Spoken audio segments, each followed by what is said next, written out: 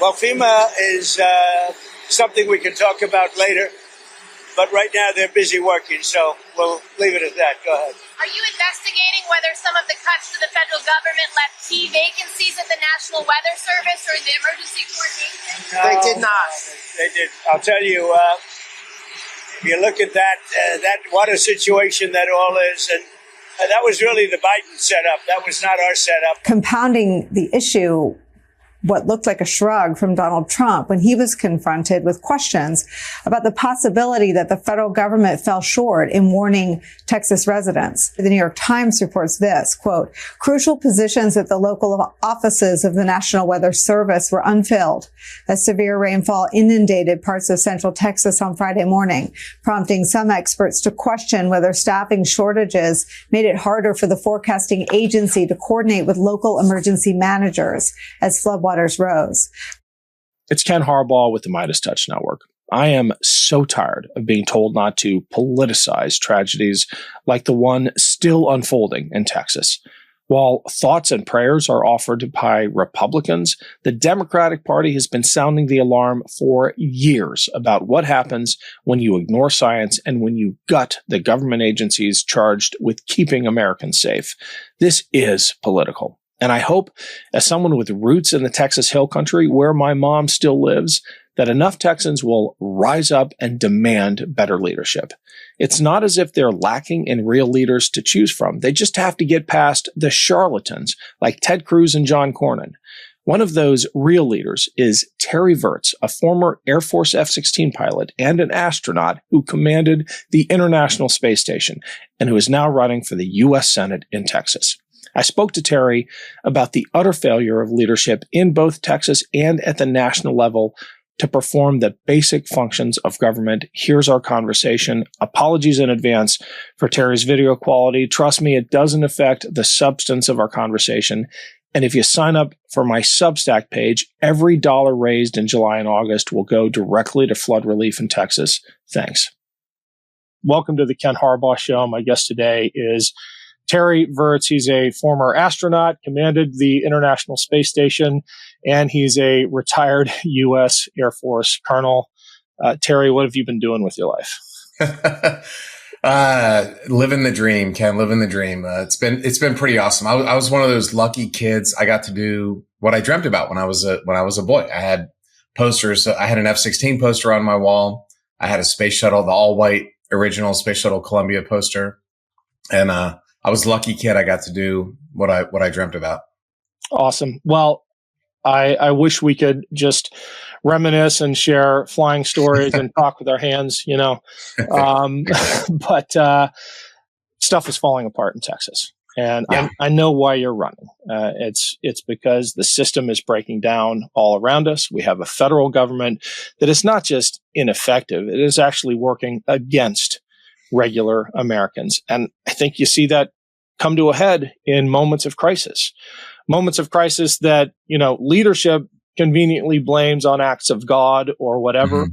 But when you've got 27 kids missing from a camp, when you've got 100 dead along the Guadalupe River, and it's personal for me. My parents live in the Hill Country. I learned to hunt along the Guadalupe River. And as the president of Team Rubicon, I responded to floods in Texas. I know how dangerous that can get and how rugged individualism doesn't save you, right, from rising floodwaters. You need the government. You need that kind of warning system. You need the things that government exists to do.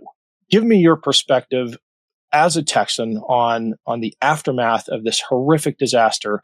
And then let's get into the accountability piece, because I am damn sick and tired of people saying, don't make this political. Politics is what led in many ways to this disaster. Over to you. Yeah, absolutely.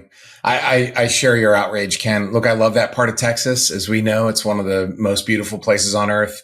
My son, we went hunting for the first time there in that very same region.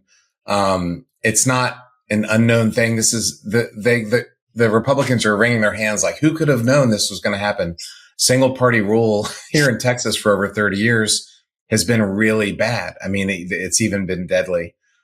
This county, Kirk County, had an option to build a warning system with sirens, and they actively chose not to. The neighboring county, Comal County, did that. They spent $300,000 on warning sirens. Would that have saved everybody? I don't know. This was a terrible flood. It was 4 a.m. It was the worst case scenario. But like to your point, government that works can actually help mitigate disasters, and government that doesn't work, which is what we have now, unfortunately in Texas, helps to add and increase the disaster. Speaking of government and government officials that literally don't work, Ted Cruz was vacationing yet again during this disaster. He was filmed touring the Acropolis in Athens 24 hours after the flood as they were still searching for survivors. His team says he rushed back as soon as possible. It turns out he didn't. He came back on his regularly scheduled flight. I get angry just thinking about that man being sent back to the Senate again and again and again. How do you convince Texans that they deserve better leadership? I think this flood is going to hopefully wake some folks up. I mean, there's a certain segment, the hardest core MAGA folks are never going to they're never going to come around. But there's a lot of Texans, if you want to call it in the middle, who were reluctant Trump voters. They didn't really, they kind of held their nose and voted. We need to get those guys on our side. I know for a fact we can win here in Texas, and we need to. If we don't, the consequences are really bad. Ted Cruz, one of the worst men in the United States Senate. Last week on the July 4th, Trump was signing this big bill that was just awful. Ted Cruz was adding in, he had special little amendments that he inserted to do even more cuts to NOAA, which, by the way, have 40% cuts. There's supposed to be a person who lets the local officials know what's going on. That person took the early out that DOJ had. So literally the person that was supposed to tell the local officials was gone because of the Trump administration's cuts. Well, we don't have to speculate about the deadly impacts of these cuts. The former NOAA administrator, Richard Spinrad, said, "I am convinced that the staff cuts that we saw were a contributing factor to the inability of the emergency managers to respond." There's no one more qualified than the former administrator of NOAA to communicate the seriousness of these cuts and their deadly consequences. And add to that, this you referenced it, but The Guardian broke the story about Ted Cruz eliminating, in his last minute addition to the big ugly bill, eliminating $150 million that was to fund accelerated advances and improvements in research, observation systems, modeling, forecasting. Ted Cruz got rid of that in the bill. Now that's going to have longer downstream effects, but it illuminates a mindset that is about slashing no matter the consequences. And disasters like this are the inevitable consequence. Look, Ken, life is hard. And in America, where we have science and technology, we're able to mitigate a lot of the problems that humans have had ever since the beginning of time, right? Weather forecasting is one of those. I don't know why this administration, Republicans hate science. They're cutting science across universities. They're cutting science at NASA. I live here in Houston. NASA is getting gutted. They've cut 50% of our space research, human research, medical research, like tens of billions, maybe hundreds of billions of research. It's crazy that they hate science. They hate education. And these are the things that really do make America great. These are the reasons why all of these scientists from India and Europe and China, they want to come to America because we have a great science community. And that science has given us the most powerful economy on earth. And this administration is cutting it. Hey, it's Ken Harbaugh. Quick break to say thank you to everyone who's been following and supporting this show and this channel. None of it happens without you. And if you haven't yet subscribed to my Substack page, I'd really appreciate the follow. It's a great way to make sure you never miss an episode. It's free to sign up. And if you're able to pitch in a few bucks, every dollar goes back into the show. Just search for The Ken Harbaugh Show on Substack or click the link below. Thanks. I'm going to force you to philosophize for just a second. You said you don't know why Republicans hate science. I think you do. I think we all do. Facts are inconvenient. Facts are inconvenient when they come up against an ideology where fidelity to the alpha, to the man in the White House, is more important than any fact set that might challenge it. How do you parse that? One of the big things we face, Ken, this is probably, let's do this on another podcast, the information ecosystem that we're in. Unfortunately, not everybody listens to the Ken Harbaugh podcast. If they did, they'd be a lot better off. If you're stuck in that information ecosystem, you never hear the facts of science. You never hear the facts of climate. All you hear is that climate science is left-wing, communist, Marxist propaganda. That it's always Marxist, communist propaganda. They have no idea what Marxism is and communism is. And if you're stuck in that ecosystem, things are really bad. That's a tough problem to solve. We have to figure out how to fix that, but they just never hear the truth. That's the other piece of it, the hypocrisy of those who know better. Yeah. And you can see right through it. The Cornyn's and the Paxtons and the Cruzes of the world, all incredibly highly educated, all want to keep getting invited to, not the Met, but the Kennedy Center, right? And they're feeding their followers just this ration of BS because it generates the clicks and it keeps the outrage up. And it's that hypocrisy more than anything that outrages me. I can understand if you're in an information desert somewhere in Texas because it's been designed that way. If you think that, the immigrants are coming to take everything when in fact they are more law abiding than the vast majority of Americans. Yeah. If you live in that information environment, I have some sympathy for where your ideology winds up, but the leaders who create that, it's time for accountability for that. They know what they're doing. John Cornyn knows what he's doing is wrong, and he still does it anyway. And that's the worst of the worst. And that's why I'm running for Senate. Go to terryvertz.com if you want to support this. I think we need, in Texas, it's been tough. Like I said, it's the standard Democratic politician has not been able to win here, which is why I'm running as a common sense kind of different. I'm not a politician as a background. I'm a fighter pilot and astronaut. So, we need to win here. If we can win in Texas, we can get to 51. Here's another thing, Ken, Democrats are mad and we're frustrated, and we can give speeches on the floor and we can hold rallies, and that stuff's important. I was at the No Kings rally a few weeks ago. But until we get to 51 senators, it doesn't matter. Pete Hegseth is still Secretary of Defense. The big, beautiful bill still passes. Tulsi Gabbard is still destroying the national intelligence infrastructure. So until we have to win. The outrage and the anger that we feel is justified and real, and I feel it, but we have to win. We have to be smart. We have to debrief what went wrong in 2024, and we need to get better as a party in 2026 and win.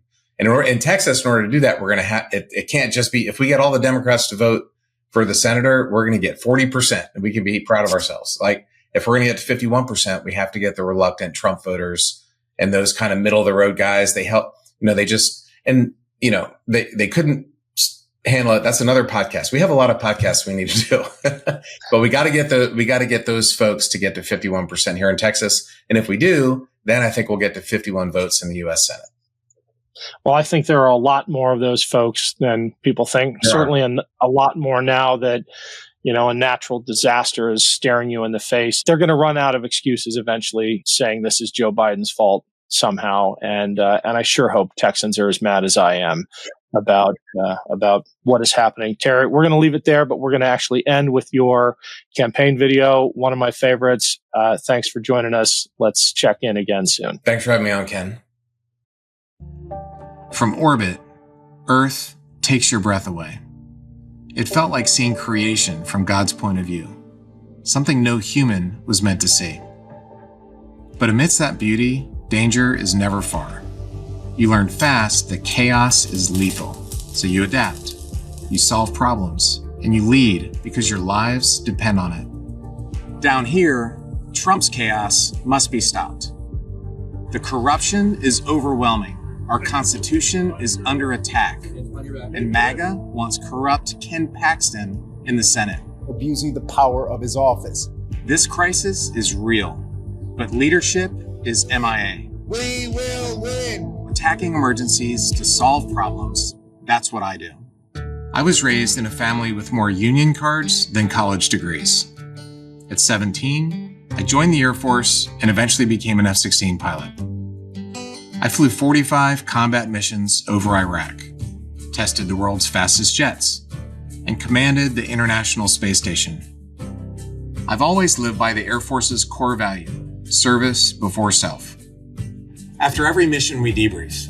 No excuses, just the truth. After the 2024 election disaster, Washington Democratic leadership skipped the debrief.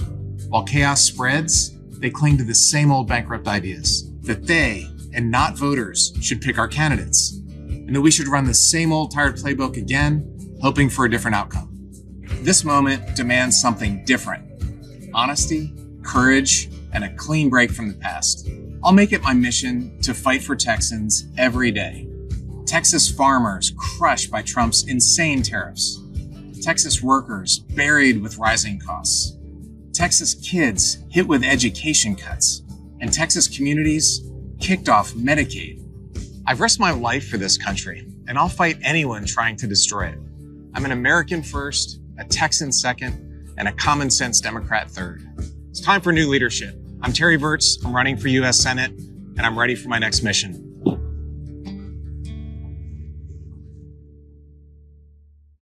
New Meidas merch drop! Check out the latest pro-democracy sticker packs, t-shirts, hats, sweatshirts, and more, all at store.meidastouch.com.